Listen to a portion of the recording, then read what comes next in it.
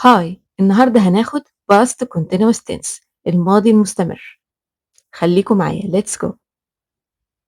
طيب إمتى بنستخدمه؟ نستخدمه لما نرغب في إشارة إلى حدوث شيء ما في فترة معينة من الماضي، يعني حدث كان شغال مش مجرد حصل وخلاص. زي مثال I was studying at 8 o'clock last night.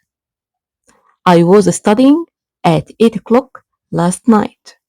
أنا كنت بذاكر الساعة 8 بالليل امبارح. يعني المذاكرة كانت شغالة في اللحظة دي.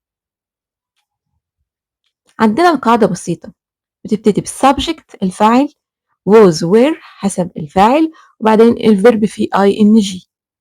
أمثلة I was watching TV. He was reading a book.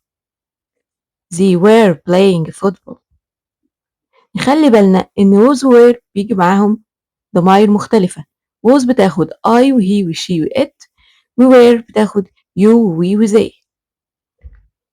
لو حبينا نعمل مقارنة عشان ناخد بالنا بالفرق، هنلاقي إن حسب المثال اللي أنا هقوله دلوقتي I watched TV yesterday، إن ده ماضي بسيط، حدث خلص خلاص في الماضي وانتهى.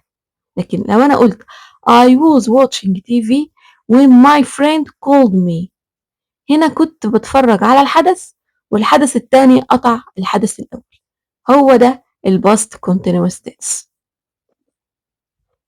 وبكده نكون خلصنا الفيديو بتاعنا. إن شاء الله أشوفكم في الفيديو الجاي ونكمل بقية السلسلة. باي باي. وطبعا ما تنسوش اللايك والفولو والسبسكرايب عشان يوصل لكم كل جديد وتساعدونا في تكبير القناة. شكرا، باي باي.